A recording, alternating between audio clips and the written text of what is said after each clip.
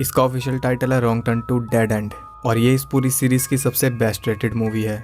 तो इस मूवी में हमें उन म्यूटेंट्स के बारे में बहुत कुछ पता लगने वाला है, इसलिए वीडियो एंड तक ज़रूर देखना। एंड में मैं आपको उनकी ओरिजिन बताऊंगा और साथ ही फर्स्ट पार्ट से इसका कनेक्शन भी समझाऊंगा और मूवी से रिलेटेड फैक्ट्स भी आपको जानने के लिए मिलेंगे। तो अब ज़्यादा देर ना करते हुए जल्दी से स्टार्ट करते हैं।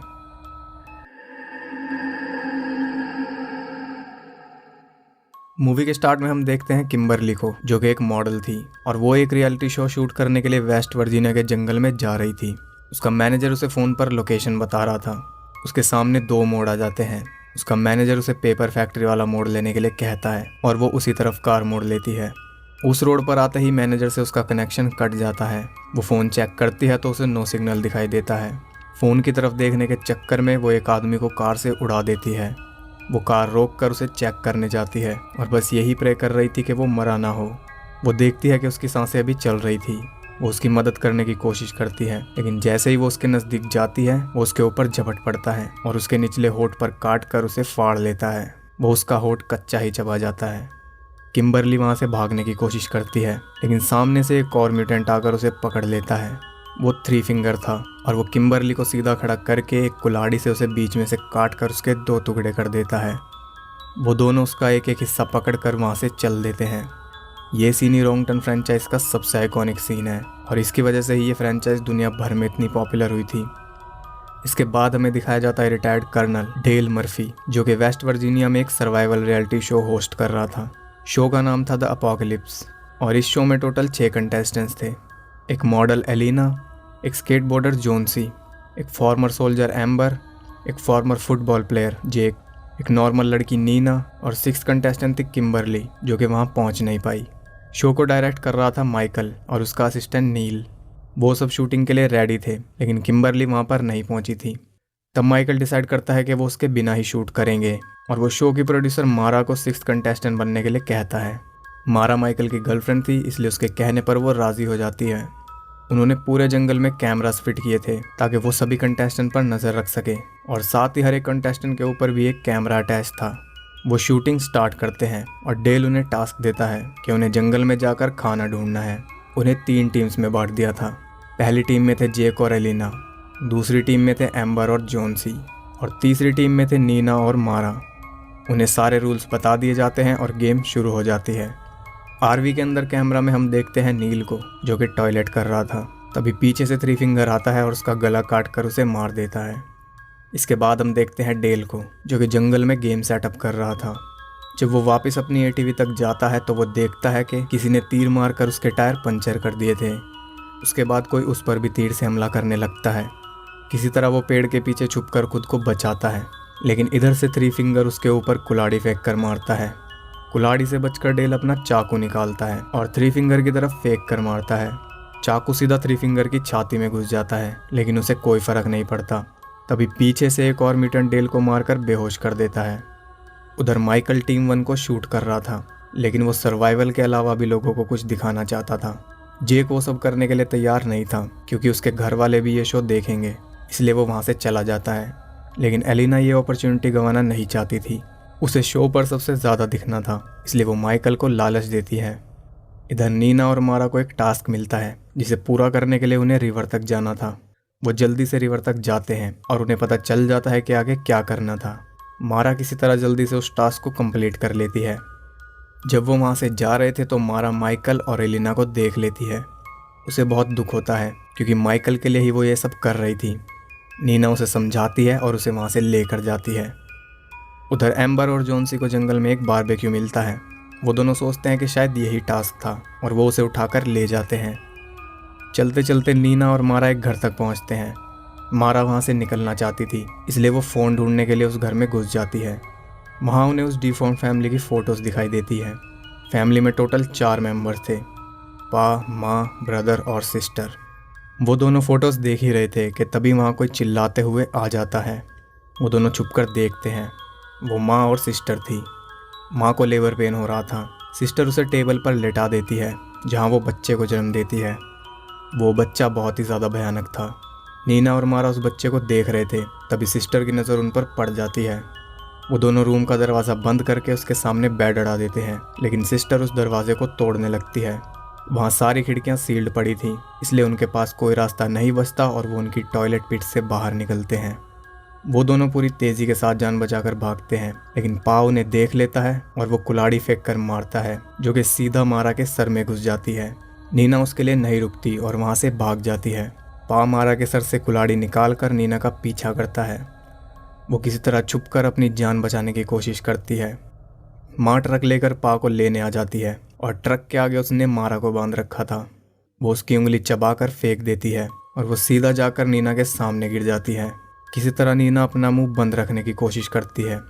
उनके जाने के बाद वो वहाँ से निकलकर भाग जाती है। उधर माइकल वापस आरवी की तरफ चला जाता है और एलेना वहाँ पर अकेली रह जाती है। ब्रदर छुपकर उसे देख रहा था। वो एलेना को देखकर मास्टरबेट कर रहा था। तभी सिस्टर वहाँ आ जाती है और जेलिसी की वजह से उसे मारने लगती है। एलेना वहाँ से जाने ही वाली थी कि तभी सिस्टर एक चाकू लेकर उसके पीछे पड़ जाती है। वो उसकी कमर पर चाकू मार मार कर सारा मांस फाड़ देती है, जिससे उसकी स्पाइन तक दिखने लगती है और वो मर जाती है। उधर डेल को होश आता है तो वो खुद को उल्टा लटका पाता है और थ्री फिंगर उसके सामने नील को काट कर डिनर की तैयारी कर रहा था। तभी वहाँ पा और माँ भी आ जाते हैं और वो मारा की बॉडी को वहाँ फेंक कर चले जाते हैं। थ्री फिंगर डेल को मारने के लिए आगे बढ़ता है, लेकिन वो किसी तरह उसे चोट पहुंचाकर खुद को आज़ाद कर लेता है। डेल बहुत ही बहादुर था और वो बिना डरे थ्री फिंगर का मुकाबला करता है और आखिर में उसी के हाथ से गन छीन कर उसे ही उड़ा देता है। उधर माइकल आरवी में जाकर कैमरा चेक करने लगता है। तभी माँ और पा आरवी को चलाकर वहाँ से ले जाने लगते हैं। माइकल सोचता है कि नील उसे चला रहा है। तभी पा उसे पकड़ लेता है और बुरी तरह घायल कर देता है। इधर जेक, एम्बर और जोन्सी बैठकर आराम से बारबेक्यू का मज़ा ले रहे थे। तभी नीना वहाँ बुरी तरह हांफते हुए पहुँच जाती है। वो उन्हें सब कुछ बताती है और कहती है कि उन्हें यहाँ से निकलना होगा। जोन्सी सोचता है कि ये शो का हिस्सा है और वो एक्टिंग कर रही है। तभी एम्बर की नज़र उस मीट पर पड़ती है और उसके ऊपर उसे किम्बरली का टैटू दिखाई देता है। तब उन्हें पता चलता है कि वो किम्बरली की टांग खा रहे थे। फिर वो वहाँ एक सेकंड के लिए भी नहीं रुकते। वो तेज़ी से आरवी की तरफ भागते हैं, लेकिन वहाँ उन्हें कुछ भी नहीं मिलता। तब वो जान बचाने के लिए उस पेपर मिल की तरफ भागते हैं। उधर डेल भी उस घर तक पहुँच जाता है और घर में उसे मिलता है मेनार्ड। मेनार्ड को आप सब पहले से जानते हैं। वो फर्स्ट पार्ट में हमें दिखाया गया था और वो उस गैस स्टेशन का मालिक था। डेल वहाँ अपने घाव पर टाँके लगाता है और मेनार्ड उसे उन म्यूटेंट्स के बारे में बताता है। वो बताता है कि वो म्यूटेंट्स इनब्रीडिंग और पेपर मिल से निकलने वाले केमिकल वेस्ट का नतीजा है। जैसे ही उसे पता चलता है कि डेल ने थ्री फिंगर को मार दिया है, वो डेल के ऊपर हमला कर देता है। वो कहता है कि वो उसका बेटा था। डेल वहाँ से एक डायनामाइट उठाता है और उसे मेनार्ड के पीछे लगा देता है, जिससे उसके चीथड़े उड़ जाते हैं। इसके बाद डेल उनसे भिड़ने की तैयारी करने लगता है। इधर वो सब उस मिल को ढूंढ रहे थे और जंगल में उन्हें किसी की चिल्लाने की आवाज़ आती है। वो ब्रदर और सिस्टर थे, लेकिन सिस्टर ने एलेना के जूते पहन रखे थे और वो सोचते हैं कि ब्रदर एलेना का रेप कर रहा है। वो उसकी मदद के लिए आगे बढ़ते हैं और तभी वो दोनों उनके पीछे पड़ जाते हैं। नीना उन सबको छोड़कर वहाँ से भाग जाती है। वो तीनों किसी तरह उनका मुकाबला करते हैं और उनसे बचकर वहाँ से भाग जाते हैं। भागते भागते नीना एक गड्ढे में गिर जाती है और बहुत कोशिश के बाद भी बाहर नहीं निकल पाती। आप देख ही चुके हैं कि वो बहुत ज़्यादा सेल्फिश है। ना तो उसने मारा की मदद करने के बारे में सोचा था और ख़तरा देखकर वो उन्हें भी छोड़कर भाग आई। फिर भी जेक उसे ढूंढने जाता है। वो एम्बर और जोन्सी को मिल पर मिलने के लिए कहता है। नीना के चिल्लाने की आवाज़ से वो उसे ढूंढ लेता है और किसी तरह उसे बाहर निकाल लेता है, लेकिन इस सब के चक्कर में उसका शोल्डर डिसलोकेट हो जाता है। वहाँ उन्हें ट्रक की आवाज़ सुनाई देती है और वो जल्दी से वहाँ से भागने लगते हैं। भागते भागते वो बिल्कुल एज तक पहुँच जाते हैं। उनके नीचे रिवर थी। तभी सिस्टर वहाँ आ जाती है और उनके ऊपर गोली चलाने लगती है। उनके पास कोई रास्ता नहीं बचता, इसलिए वो दोनों वहाँ से कूद जाते हैं।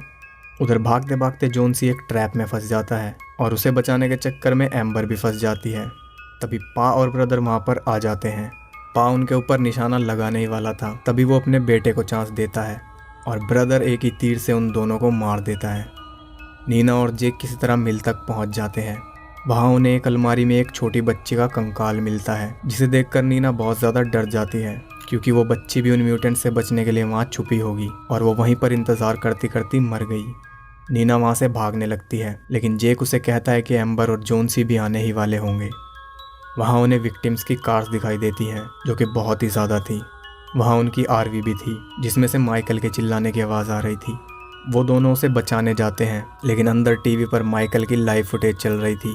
वहाँ माँ उसे मार देती है और जेक को समझ आता है कि ये एक ट्रैप है, लेकिन तब तक बहुत देर हो चुकी थी और वो उन दोनों को भी पकड़ लेते हैं। जब नीना की आँख खुलती है तो वो खुद को डाइनिंग टेबल पर बंधा पाती है और जेक को भी वहाँ लटका रखा था। वो फैमिली डिनर कर रही थी और डिनर से पहले वो सब प्रे भी करते हैं। ब्रदर ज़बरदस्ती नीना के मुंह में भी खाना डाल देता है। हम देखते हैं कि असल में वो फैक्ट्री ही उनका घर था। माँ जाकर एक ग्राइंडर में बचे हुए वेस्ट पार्ट्स फेंक देती है और डेल वहीं पर छुपकर उसे देख रहा था। उसके जाते ही वो बाहर आता है, लेकिन गलती से उससे आवाज़ हो जाती है जो कि वो सब सुन लेते हैं और उसे ढूंढने लगते हैं। डेल ब्रदर और सिस्टर को जाल में फंसाता है और उन दोनों को भी डायनामाइट से उड़ा देता है। इधर नीना खुद को आज़ाद करने की कोशिश कर रही थी, तभी डेल वहाँ आकर उसकी मदद करता है और उन दोनों को आज़ाद कर देता है।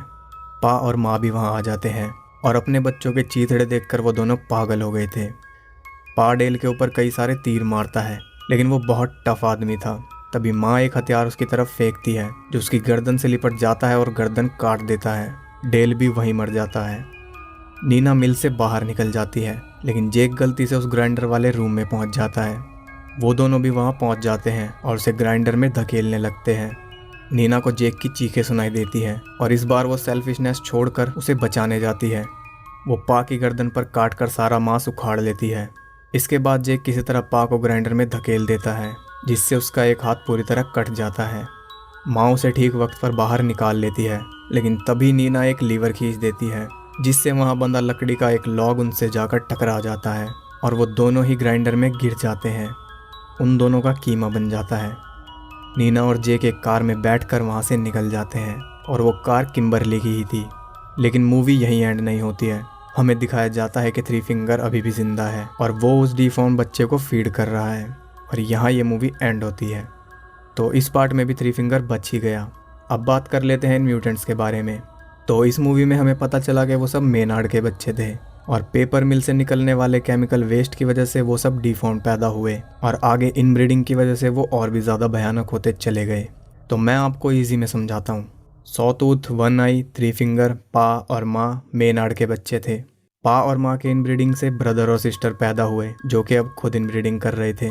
उनका एक और बच्चा भी हुआ जिसे कि थ्री फिंगर पाल रहा था। मेनार्ड अकेला उस घर में रहता था। पा का परिवार उस पेपर मिल में रहता था और बाकी तीनों भाई अकेले एक और घर में रहते थे। जब सॉटूथ और वन आई मारे गए तब थ्री फिंगर पा के साथ ही रहने लगा। तो ये थी यहाँ तक की स्टोरी और पार्ट 2 का पार्ट 1 से कनेक्शन और इन म्यूटेंट्स का आपस में कनेक्शन। मैंने सबसे सिंपल वे में आपको समझाने की कोशिश की है। आई होप आप समझ गए होंगे। अब मैं आपको बताता हूँ इस मूवी से जुड़े कुछ इंटरेस्टिंग फैक्ट्स। तो जो ओपनिंग सीन में आपने किम्बरली को 2 हिस्सों में कटते देखा, ओरिजिनली वहाँ पर पिछले पार्ट की सर्वाइवर जैसी को दिखाने का प्लान था। डायरेक्टर ने बताया था कि इस फिल्म में 300 गैलन खून का यूज़ किया गया है। किम्बरली सच में एक टीवी मॉडल है और ये उसकी डेब्यूट फिल्म थी। इस मूवी की ओरिजिनल स्क्रिप्ट में पिछले पार्ट्स के दोनों सर्वाइवर्स क्रिस और जैसी को भी ऐड किया गया था, लेकिन बाद में वो आइडिया ड्रॉप कर दिया। वैसे उन्हें दोबारा देखने में मज़ा बहुत आता। इस पूरी सीरीज़ में यही एकलौती ऐसी फिल्म है जिसमें कोई नशा नहीं दिखाया गया। कोई भी कैरेक्टर सिगरेट तक पीता नहीं दिखा। इतनी ज़्यादा इको फ्रेंडली ये मूवी है। इस मूवी की शूटिंग को सिर्फ 25 दिनों में ही कंप्लीट कर लिया गया था। ओरिजिनल स्क्रिप्ट में नीना के कैरेक्टर को प्रेग्नेंट दिखाया गया था। जो आपने माइकल और एलिना का सीन देखा था, ओरिजिनल स्क्रिप्ट में एलिना को फुल्ली न्यूड होना था, लेकिन बाद में उसे चेंज करके सिर्फ टॉपलेस कर दिया। सबसे इंटरेस्टिंग फैक्ट बताता हूँ जो कि मेरा भी फेवरेट है। 2007 में डिफॉर्म म्यूटेंट्स के ऊपर 2 मूवी रिलीज हुई थी। एक थी रॉन्ग टर्न 2 और दूसरी थी द हिल्स हैव आइज 2। और इन दोनों ही मूवीज में हमें डेनिएला अलोंसो देखने को मिली, जिसने इस मूवी में फॉर्मर सोल्जर का रोल किया है और द हिल्स हैव आइज 2 में एक सोल्जर का। मूवी के डायरेक्टर और भी ज़्यादा इनब्रेड्स को ऐड करना चाहते थे, लेकिन पहले ही मूवी में बहुत ज़्यादा कैरेक्टर्स हो चुके थे, इसलिए नहीं कर पाए। फर्स्ट पार्ट का सिर्फ एक ही एक्टर हमें इस मूवी में देखने को मिला और वो था मेनार्ड का रोल करने वाला एक्टर। इस मूवी का टीजर 20th सेंचुरी फॉक्स ने रिलीज़ किया था, लेकिन डायरेक्टर उससे बिल्कुल भी खुश नहीं था, इसलिए उसने खुद एक ट्रेलर बनाया और 1 महीने बाद उसे रिलीज़ किया। तो ये थे कुछ इंटरेस्टिंग फैक्ट्स जो कि आपको नहीं पता होंगे। तो ये वीडियो यहीं पर एंड करते हैं। वीडियो पसंद आई हो तो लाइक ज़रूर करना और चैनल पर नए हो तो सब्सक्राइब भी कर लेना। मैं मिलता हूँ आपसे इसके अगले पार्ट के साथ। तब तक के लिए सबको बाय।